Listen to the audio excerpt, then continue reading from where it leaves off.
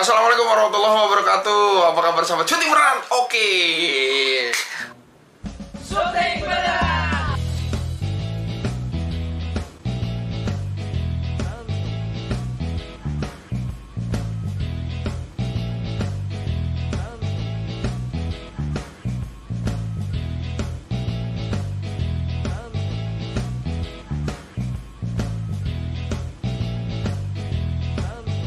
Luar biasa banget hari ini, alhamdulillah, senang banget rasanya.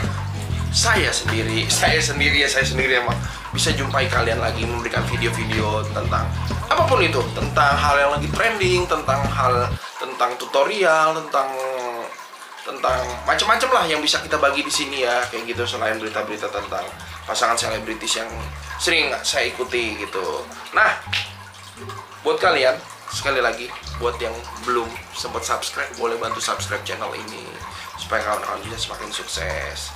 Kok sukses? Channel gue dong yang pasti bisa semakin berkembang gitu. Terima kasih sebelumnya kalau memang sudah berkenan ingin subscribe dan like sebanyak-banyaknya channel YouTube ini, kayak gitu.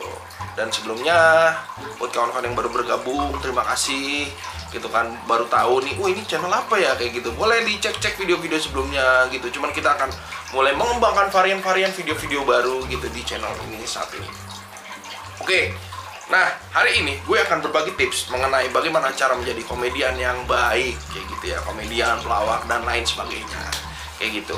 Nah, semua sumbernya yang gue dapetin ini bukan berarti gue mencoba menggurui, tetapi apa yang gue ambil dari pengalaman pribadi gue, kayak gitu kan. Yang selama ini orang bisa tahu, Bang Ray kok bisa ngelawak, Bang Ray kok lucu, apa lain sebagainya gitu. Tapi kadang nggak enak ujungnya, tapi kok jawabnya sepi gitu. Nggak juga lah ya, pelan-pelan lah, insya Allah lah, lama-lama pelan-pelan terus lambat. Nggak bercanda. Oke, baiklah. Jadi hari ini gue akan memberikan tips mengenai bagaimana cara menjadi komedian yang baik. Atau gini, bagaimana, sebenarnya lebih tepatnya bagaimana komedian itu bisa terlahir, atau bagaimana pelawak itu bisa terlahir gitu kan, sehingga dia bisa survive di dunia entertainment. Oke, gue akan mencoba dari titik paling awal dulu, yaitu ruang lingkup. Biasanya ruang lingkup ini berpengaruh penting sekali untuk perkembangan mental seorang pelawak. Iya, bener. Kenapa gue bilang kayak gitu? Karena memang ruang lingkup ini yang bisa membentuk karakter kepribadian kita gitu. Arahnya mau jadi orang kayak apa nih. Dan itu ruang lingkup pertama kali berasal dari keluarga yang paling penting gitu. Kalau keluarga kalian tipe-tipe keluarga yang biasa-biasa aja, santai, terus juga serius, kurang lebih nih ya. Tapi bukan berarti tidak mungkin juga. Bisa jadi ada yang bapaknya emaknya serius gitu kan, tapi dia jadi komedian, ada yang begitu. Tapi ada juga yang memang biasanya terbawa dari ruang lingkup keluarga, suasana di rumah kayak gitu. Nah, kalau kalian yang punya orang tua, orang suka ngelucu, terus bercanda gitu, biasanya akan terbawa sama kalian gitu kan. Jadi kayak apa ya, kalau cerminan lah gitu. Kadang itu bisa kelihatan gitu kalau kita sering main sama siapa, dekat sama siapa, kadang kan gitu bisa jadi cerminan. Jadi kayak mirip, oh iya ya, karena ke bawah suasananya, karakternya suka seperti itu walaupun tidak semua gitu. Nah, sama halnya kayak keluarga gitu kan. Gue punya temen juga keluarganya hobi ketawa-ketawa, apa ceria lah, pokoknya fun. Biasanya terbentuk karakter anaknya seperti itu gitu, keluarga. Tapi ada juga, enggak bang, keluarga gue serius-serius kok, tapi bisa jadi lucu. Atau enggak, bang, temen gue ada keluarganya serius-serius semua bang. Iya, serius kayak gimana, kayak pengawas ujian gitu kan. Serius, tapi kok bisa gitu di luarnya lucu gitu. Nah, biasanya selain faktor keluarga, gue mau bahas juga, yaitu pergaulan atau teman-teman. Nah, pergaulan atau teman-teman ini biasanya membentuk karakter kita juga nih. Nah, dan gue di sini jujur aja, keluarga yang berperan penting untuk merubah membawa karakter gue menjadi humoris ya sekitar 30%, tapi 70%-nya adalah gue dapat dari ruang lingkup teman-teman gue, pergaulan gue, kayak gitu. Karena gue tumbuh besar di ruang lingkup yang orang-orangnya emang lucu-lucu gitu dan santuy-santuy. Jadi ya seneng lah, apa ya, kalau boleh dibilang ya, terbawa gitu. Jadi kebawa lucuannya apa, kita sering ngecengin apa, bercandaan apa, itu kebawa, kebentuk karakternya pelan-pelan lama-lama jadi melekat karakter kita. Wah, orang dia mah ngebanyol mulu, orangnya mah lucu mulu, dia orangnya mah kocak gitu. Bisa kayak gitu ruang lingkup. Kalau ruang lingkup lu teman-teman lu yang hobinya kasbon, biasanya lo ke bawah-bawah sering kasbon. Orang lewat dikit, Pak, hutang Pak.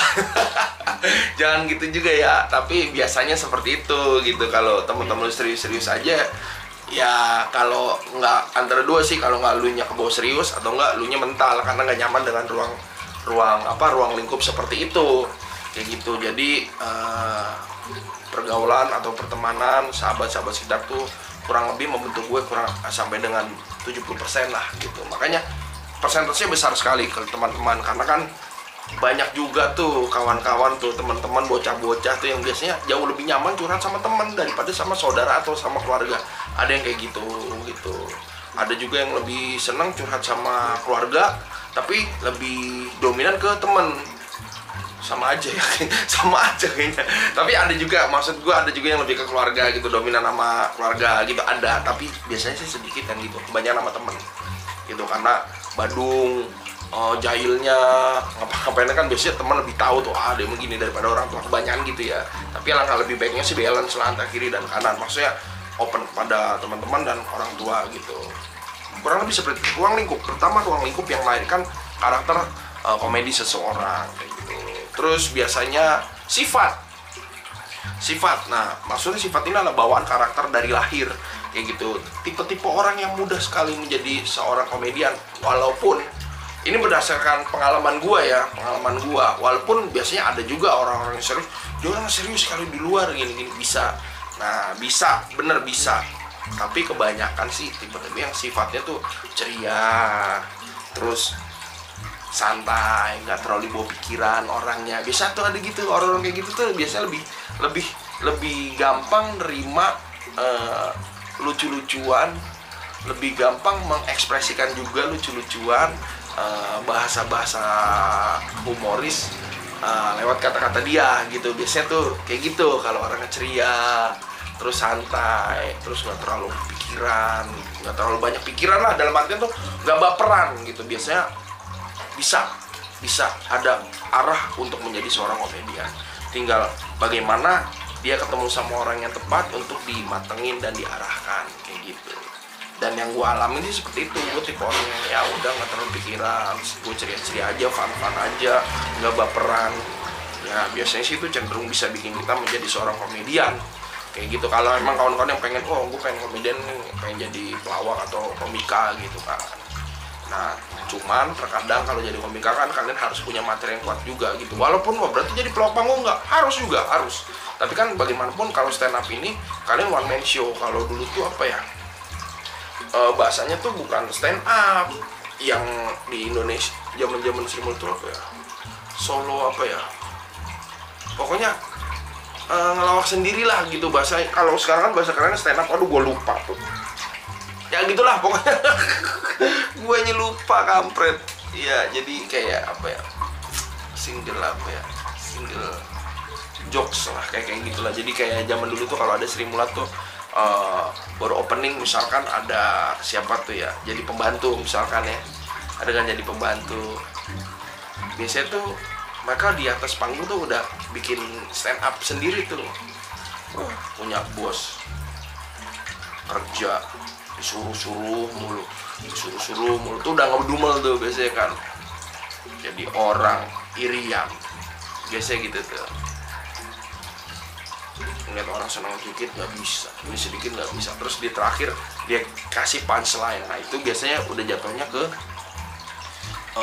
stand up gitu. Jadi sebenarnya dari dulu udah ada gitu, tapi sekarang lebih difokuskan.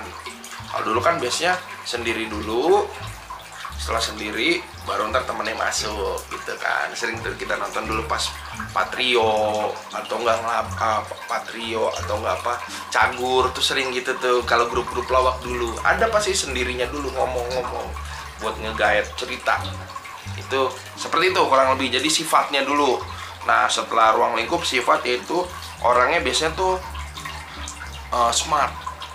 Pelawak-pelawak tuh smart biasanya dan responsif, kayak Bang Komeng contohnya.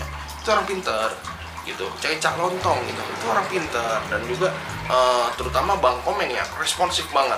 Dia tuh cetak-cetuknya cepat banget gitu. Seketika tak, orang ngomong apa tak dibalikin.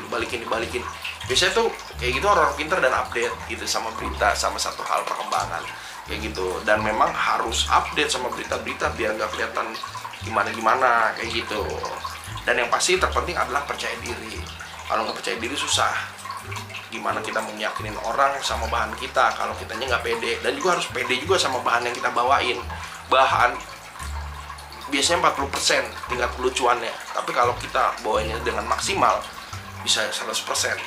Kayak orang bikin materi begini nih, nih lo bawain nih gitu kan, materinya gini-gini, kayaknya biasa aja, tapi belum tentu kalau dibawain sama pelawak beneran akan biasa-biasa aja, biasanya akan jadi luar biasa gitu, akan jadi pecah. Jadi balik ke percaya dirinya dulu, kita harus pede dulu untuk nyampein satu bahan. Kalau nggak pede susah.